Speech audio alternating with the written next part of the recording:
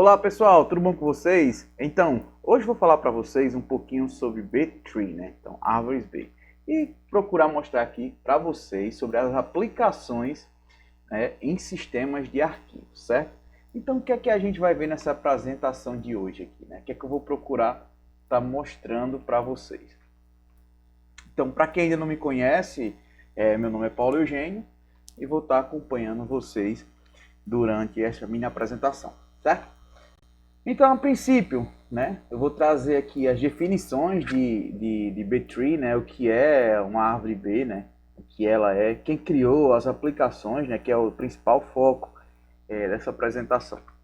Então, vamos iniciar aqui, né, com as definições. Então, árvore B, né, elas são árvores de pesquisas balanceadas, especialmente projetadas para pesquisa de informações em discos magnéticos, entende-se aqui como discos magnéticos, disco rígido ou até mesmo fitas, cassetes, VHS, por aí vai, nessas formas de armazenamento de dados, né?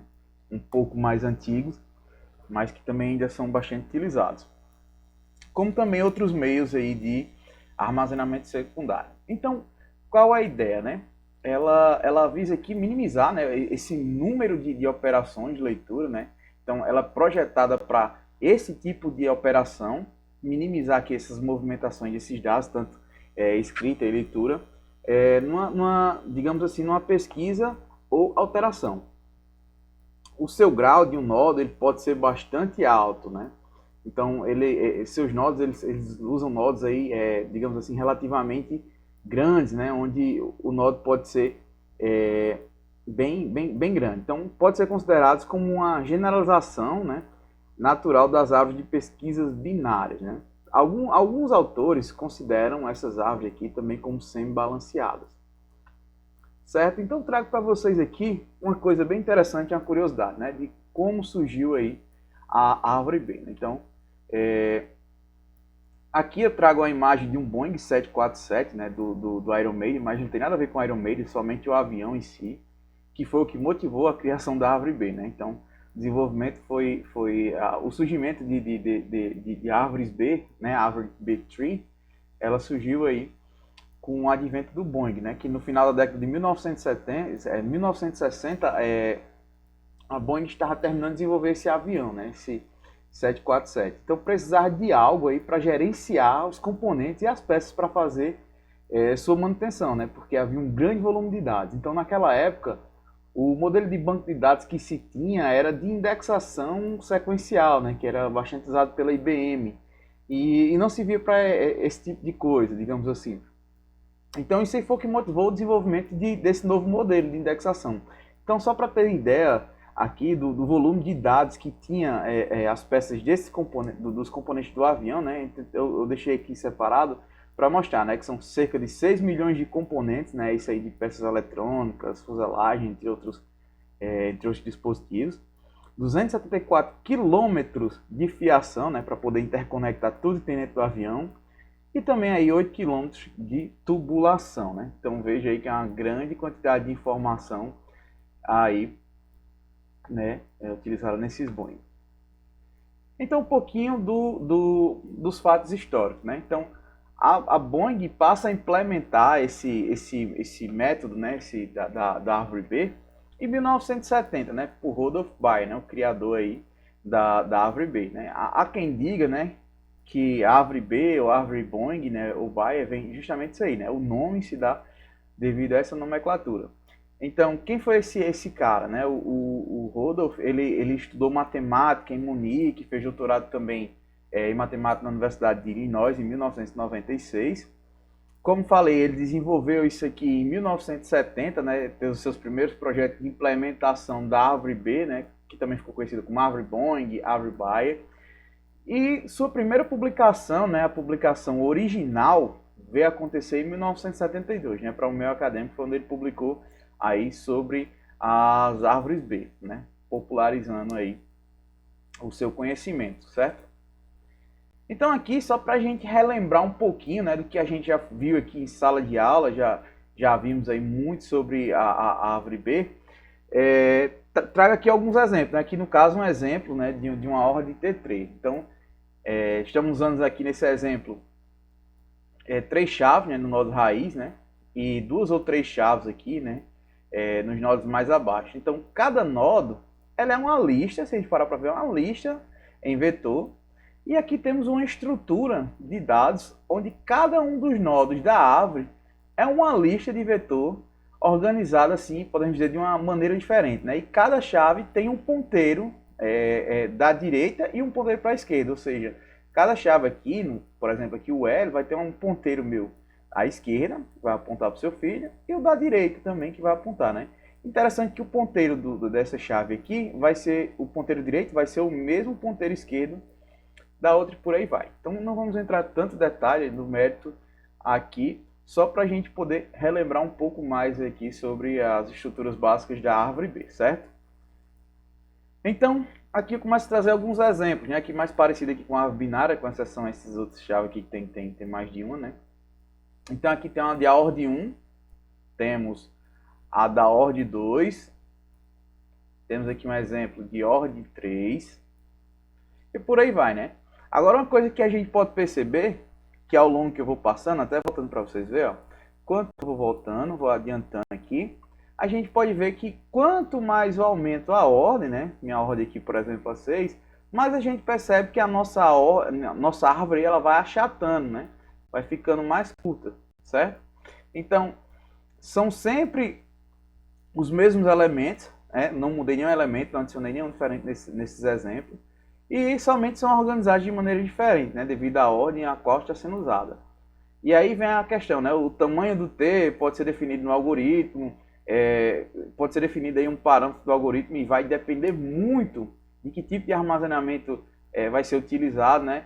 Que a gente pode estar falando também mais um pouco à frente. Então, vamos ver também a questão, pode também estar incluindo a questão dos meios de armazenamento, né? Um armazenamento mais lento, né? Com disco, por exemplo, que vai girar aí, onde ele vai ser rápido para ler um grande volume de dados, porém lento para achar esses dados, né? Então vale a pena aí usar nodes grandes, porque eu tenho um acesso melhor a ler uma grande quantidade de nodes, né? Em vez de buscar estes nodes entre as demais ferramentas. Mas a gente vai ficar mais a par disso aqui mais à frente.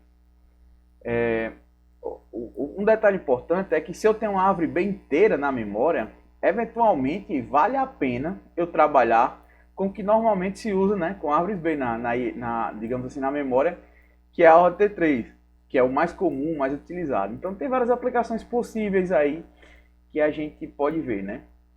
Eu particularmente separei aqui a questão do NTFS para estar discutindo com vocês, mas existem várias outras. Então, para não ficar tão extenso, né, eu prefiro aqui focar um pouco mais aqui sobre o NTFS.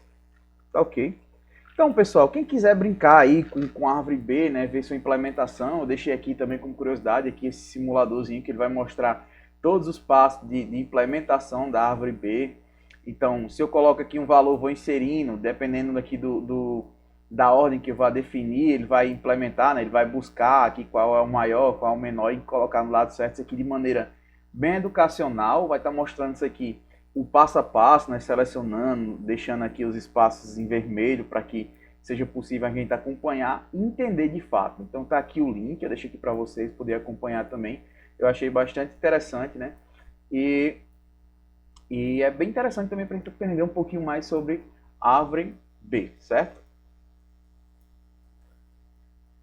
Então vamos lá, né? Chegamos aqui ao uso da B-Tree, árvore B. Muito falei aqui, um pouco de conceito, mas vamos entender aqui um pouco sobre a estrutura de arquivos, vamos ver aqui a estrutura do disco rígido, que praticamente vai estar associado aqui ao NTFS, né? E também é utilizado aí em banco de dados. Então, a gente vai ver essas informações. Então, a princípio, né, falando, antes de qualquer coisa, né, o que é um sistema de arquivo?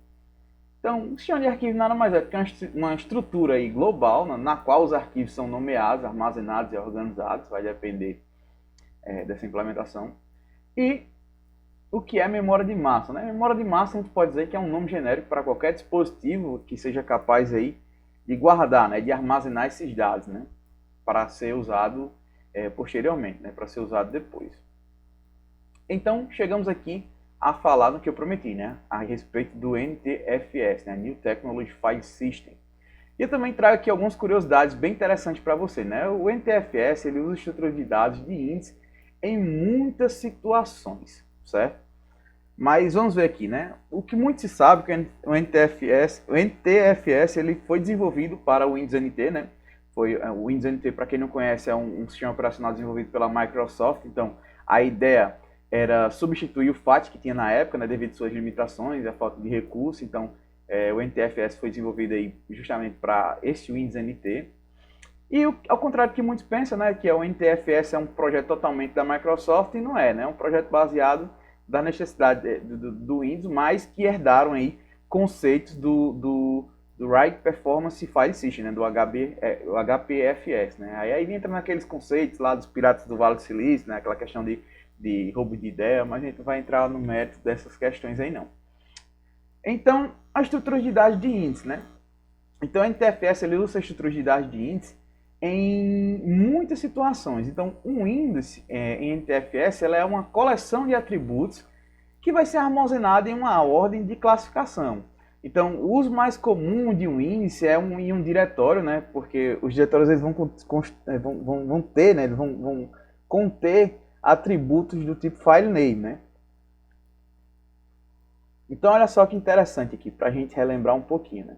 ArvB mais NTFS. Começar a juntar aqui esses dois conceitos e entender como é que eles estão relacionados. Né? Como ocorre a implementação de ArvB nesse sistema de arquivo NTFS. Então, no princípio aqui temos esse exemplo que eu trago para você, né? Fala aqui um pouco sobre o NTFS, né? Classifica os atributos em uma árvore B, e uma árvore B é um grupo de estruturas de dados chamados nós, que estão ligados entre si. Então, começa a falar aqui um pouco, né? Aqui no A, a gente pode ver aqui uma estrutura de uma árvore binária, podemos dizer assim, né? O nó A, no topo se liga aos nós B e C, né? Ele é um nó pai, ou seja, todo nó pai é aquele que possui os seus filhos ligados a ele, né? E o nó folha é aquele que não possui nenhum link, né? Não possui nenhuma ligação. Nesse caso aqui, os nossos nó folha aqui, no nosso exemplo A aqui, seria o D, o E e o C. Então, seriam os nossos nó folha que a gente já viu, né? Então, aqui mostrando aqui uma árvore binária, né? Que é uma estrutura de nós. E interessante, só voltar aqui um pouquinho, aqui no modo B aqui a gente já pode atribuir os valores a essas árvores. Então, as árvores elas são úteis porque podem ser usadas para classificar e localizar dados facilmente. Então, nessa figura aqui, né, que é representada pela letra B aí, ela mostra uma árvore com os valores que são atribuídos a cada nó. Então, a gente tem um valor aqui de cada nó, certo? Nesse tipo de árvore.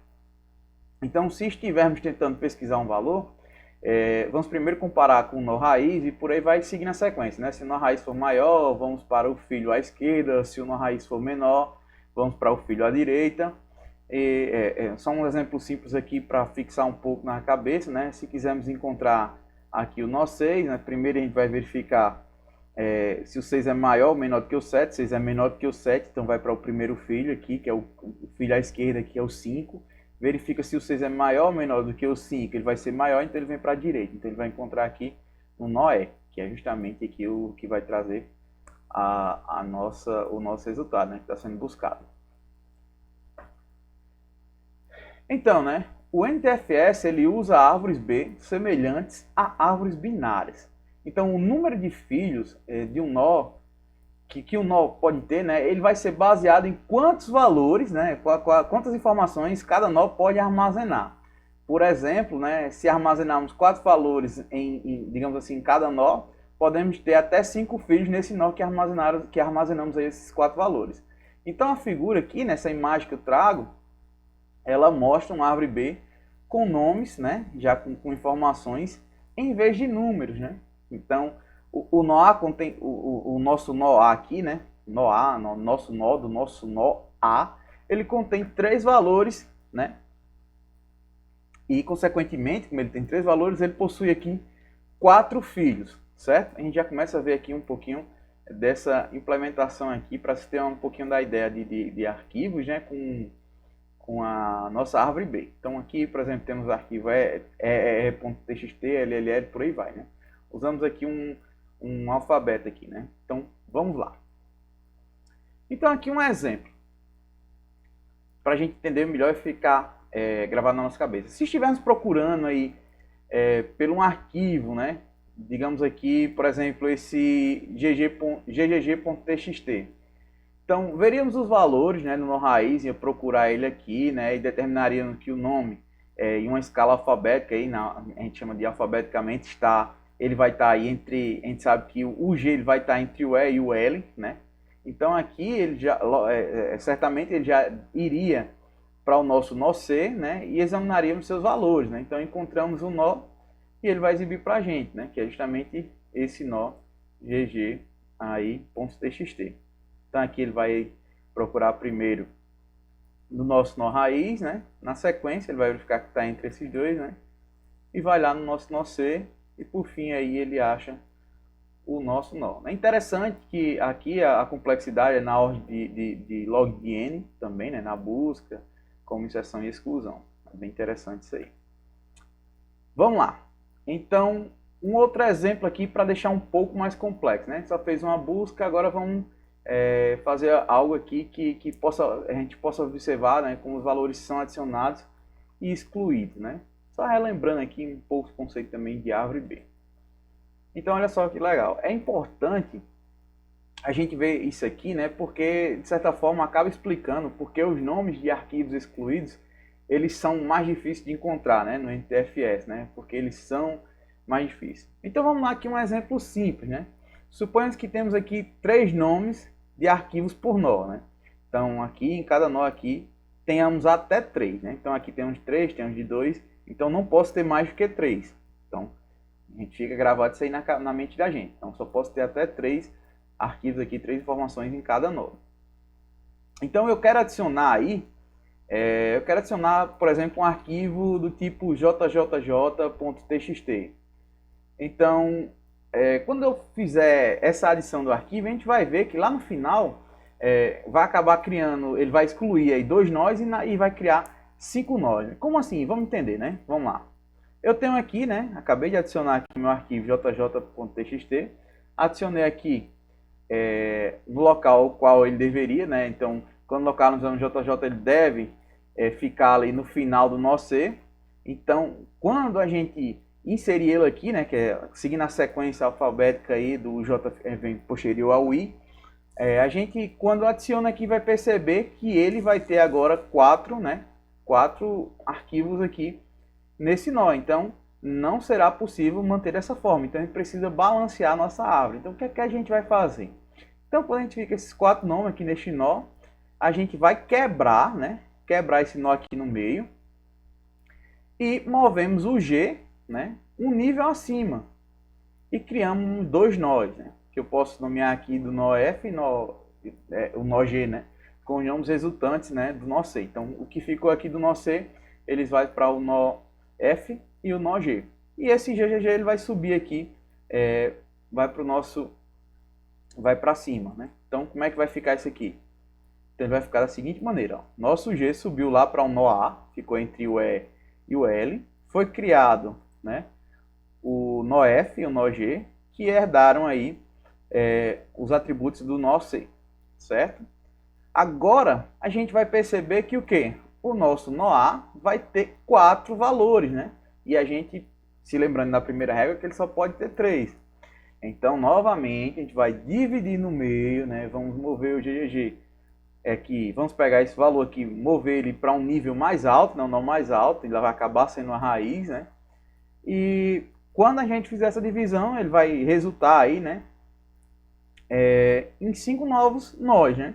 Então, a remoção do nó A, que a gente vai remover agora, né? Vou subir aqui o nó G. Então, removi o nó A e removi o C. E foram adicionados aí os nós F, o G, o H, né, o I e o J. Então, criou esses novos nós aí e eu consegui aqui implementar e deixar balanceado. Então, nota aqui que toda a árvore, né, ela tem as folhas no mesmo nível aí para H, certo? Olha só que interessante. Beleza. Tá, fiz aqui a adição, né? Também, como eu falei, ela vai ser a sua complexidade na ordem de log de n. E vamos fazer agora aqui a parte de exclusão, certo? Então tá aqui mostrando novamente os nós que foram criados, né? Os 5 nós que foram criados. E a parte de exclusão. Por exemplo, eu quero excluir aqui o arquivo zzz.txt. Então essa remoção, ela remove o nome, né, o zzz do NOE. Então o que ela vai fazer? Ela vai remover isso aqui, não vai afetar em nada a nossa árvore, ela vai continuar estando balanceada, né? Apesar das informações poderem estar aqui na questão do NTFS, né? E poder se recuperar depois. Então, o NOEF fica vazio. Aqui o NOE ele fica com VVV, né? Mas, por exemplo, o local que estava sendo ocupado anteriormente pelo ZZZ, ele é limpo, né? Do indicador, né? Quando a gente se trata de uma questão de NTFS, ele acaba ficando armazenado no disco, né? E é feito somente a exclusão do ponteiro. E aí algumas vezes dá para recuperar. Agora, se a gente quiser, de certa forma aqui, exclui um outro aqui que acaba mudando toda a estrutura, né? Então aqui no caso, se a gente excluir o NOEF, que vai excluir aqui o fff.txt. Então o que é que vai acontecer? No momento que eu excluir esse NOEF, ele vai ficar vazio, né? E precisamos preencher ele com alguma coisa, né? Excluir ele aqui, esse meu nó vai ficar vazio. Então, a minha árvore vai ficar desbalanceada. E qual seria a solução? Seria mover o meu NOI, né? O que tem dentro do meu NOI, né? O e.txt para o meu NOF. E aqui subiu aqui no NOB subiu o bbb.txt para o lugar que está sendo ocupado pelo né? No NOI. Então, praticamente faria uma troca, né? Ele desceria para o F, né? O E desceria para o F e o BBB subiria aqui para o I. Então aqui ela estaria novamente balanceada. Então o objetivo de percorrer, né, todo esse processo de adição e exclusão de vetores de uma árvore, ele mostra o quão complexo pode ser, né, todo esse processo, né? Então está aqui mostrando novamente aqui que está balanceado, certo? Então falamos aqui sobre atributos de índice de NTFS, para procurar entender um pouco mais, né? Então, como a árvore B, né, eu deixo essa pergunta aqui, né? Como as árvores B, elas são árvores B ou B-tree, né, como queriam chamar, são implementadas em NTFS, né, para criar índice. Então, primeiro, a gente já viu o conceito geral, né, de árvore B, a gente já revisou, né, porque a gente já viu muito a árvore B. Então, como elas são implementadas em NTFS para criar índice, a gente vai entender um pouquinho sobre isso, né? Então, cada entrada na árvore, ela usa uma estrutura de dados, né, chamada de entrada de índice, para armazenar os valores em cada nó. Então, existem muitos tipos de entrada de índice, mas, digamos assim, todos eles têm os mesmos campos. Podemos falar que, digamos, tem os mesmos cabeçalhos, né? Meio que um cabeçalho padrão. Então, por exemplo, uma entrada de índice de diretório contém alguns valores de cabeçalho, né? E um atributo que é conhecido aí como o file name, certo? As entradas de índice, elas são organizadas em nós da árvore e armazenadas em uma lista. Então, uma entrada vazia, ela é usada para sinalizar o final da lista. Então, o que é que eu estou falando aqui? Vamos entender um pouco mais à frente, quando a gente for mostrar aqui um exemplo mais prático, certo? Então, o que eu estou mostrando? Aqui temos o exemplo, né, de um nó em um índice de diretório, né, com 4 entradas de índice, né, temos os meus índices aqui, né, de um índice de um file name. Então, nota que eu tenho meus cabeçalhos, né, tem todas as informações aí que foi relatado anteriormente. Então, uma entrada vazia, ela é usada para sinalizar aqui, né, o fim do meu índice, certo? Então, aqui, os atributos, ainda falando sobre os atributos, na verdade, né? Então, os nós de índice, eles podem ser armazenados em dois tipos de atributos, né, de entrada de MFT. Um dos atributos principais é um atributo indexRoot, né, ele é sempre presente, né, ele está sempre presente, na verdade, ele deve sempre existir. E pode armazenar apenas um nó, que contém um pequeno número de entradas de índice, né. Já o atributo, ele é sempre a raiz, né, da árvore do índice. Se a gente quer alocar índices maiores, né, a gente vai alocar aí com o atributo indexAllocation, que pode conter quantos nós for necessário, né? Pode conter N nós, uma variedade imensa de nós aí, quanto a gente vai utilizar na aplicação. E o conteúdo desse atributo, ele pode ser considerado aí como se fosse um grande buffer, né? Que contém um ou mais registros de índice, uma infinidade. Então, um registro de índice tem um tamanho estático, né? Normalmente, né, o pessoal considera na faixa de 4.096 bytes, né? E contém uma lista de entradas de índice. Então, para a gente entender um pouquinho mais aqui, temos esse exemplo aqui, né? Onde cada registro de índice recebe um endereço, começando com 0, né? Começa com 0 aqui, certo? E podemos ver isso aqui nessa imagem, né? Onde temos o atributo IndexRoot, né? IndexRoot, com 3 entradas de índice, né? E um IndexAllocation, né? IndexAllocation que vai aqui armazenar todas as informações, né? Que alocou o cluster 713, né? E usa aqui os 3 registros de índice. Então tem todos os 3 registros aqui que vai dar as minhas informações. Então nota aqui toda a estrutura aqui dessa alocação do NTFS, né? Então meu IndexRoot aqui está presente, certo? Tem o meu IndexAllocation, onde vai armazenar todas as informações do meu cluster, né? Todas as informações aqui, né? Na minha estrutura, certo? Então, um atributo IndexAllocation, ele pode ter alocado espaço, né? Que porventura pode não ter sido usado, né? Para registro de índice. E com isso aí surge o atributo bitmap, né? Que é usado para gerenciar esses status de alocação dos registros de índice. Se um novo nó precisa ser alocado para a árvore, o bitmap é usado, né, para localizar um registro de índice disponível, né? Caso contrário, caso ele não ache aí, caso ele não forneça isso, ele vai, de certa forma, adicionar mais espaço. Então, cada índice ele recebe aí um nome, né? E os atributos, que são eles, aí entra aí a questão do IndexRoot, do IndexAllocation, do bitmap, que nada mais é do que o índice, né? São todos os atributos aí destinados ao cabeçalho, né? do NTFS. Então, cada entrada de índice possui um sinalizador que mostra se possui algum nó filho. Então, ele tem algumas particularidades, né? Se houver nós filhos, consequentemente, a gente já viu muito sobre isso, né? Seus endereços de registros de índice serão fornecidos na entrada do índice, né? As entradas de índice em um nó estão em uma ordem de classificação, e se o valor que você está procurando for menor do que a entrada desse índice, a entrada do índice, se por acaso também tiver um filho, você vai olhar para esse filho. Se você chegar a entrada ela estiver vazia, então consequentemente você achou aí o filho desse índice. Então aqui um exemplo, né? Então temos 3 exemplos aqui bem claros, né? Então primeiro aqui um exemplo de um IndexRoot com 3 entradas, né? Considera aqui que tenha 3 entradas. Nesse caso, apenas o IndexRoot ele é alocado e contém as 3 estruturas de dados de entrada, né, de índice, e uma entrada vazia, né, o X aqui representando essa entrada vazia no final da lista para representar o seu final. Temos aqui também uma entrada de 15, né, temos um índice aqui, na verdade, um índice com 15 entradas, que não digamos assim, que não vai caber aqui no nosso IndexRoot, né, pelo tamanho. Então, ele vai comportar essas informações.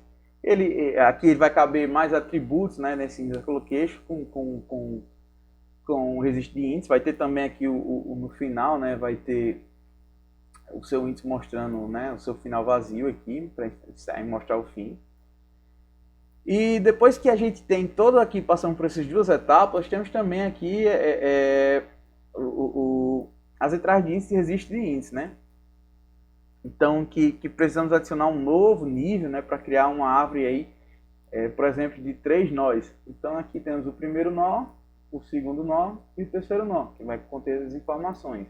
Então, isso tem um valor no nó raiz, né, e 2 nós filhos. Então, vai ter como se fosse aí o meu IndexRoot, né, veja a estrutura, né, meu IndexRoot, vai ter aqui meu IndexAllocation, que vai ser minhas informações. Então, como se eu fosse aqui o meu nó pai, né, meu nó raiz e meus 2 filhos. Então, cada nó filho está localizado em um registro de índice, né, separado no mesmo atributo, na index allocation, e é também apontado pelas entradas, né, no nó index root. Então essa imagem aqui a gente consegue ver esses cenários, né, 3 cenários de NTFS. Um inclino, um pequeno índice de 3 entradas, nosso primeiro exemplo. O segundo, o índice aí com 15 entradas. E o terceiro, uma árvore aí de 3 nós, né, com, digamos aqui, com 25 entradas. Então já um exemplo aí para a gente poder entender o nosso NTFS. Bem, pessoal, vou encerrar por aqui, né, a nossa apresentação. Espero que vocês tenham visto que praticamente toda a implementação do NTFS corre em cima da árvore B, né? E todo esse processo aqui que a gente viu em árvore B, ele faz também a implementação aqui no NTFS. E é bastante utilizado em banco de dados, né? Eu não vou entrar no mérito aqui do que eu queria falar, tanto do ST4 também, que é o sistema de arquivos do Linux, né? Do Unix, e de banco de dados também, porque já vai ficar muito extenso, né? Porque eu acabei já tomando muito tempo das outras vezes e no feedback de todos aí eu vi que o pessoal recomendou muito diminuir o tamanho da aula. Então eu espero que tenha ficado claro aqui, né, as aplicações, né, em sistemas de arquivos que a Árvore B pode proporcionar. Então tem infinidade de aplicações que seria bastante interessante a gente passar horas e horas discutindo, porque é um assunto que é bastante utilizado, né, e já vem de um longo tempo, né, sendo utilizado. Então é isso aí, né, que tá as referências. Espero que vocês tenham gostado, certo? E até mais aí, um forte abraço a todos.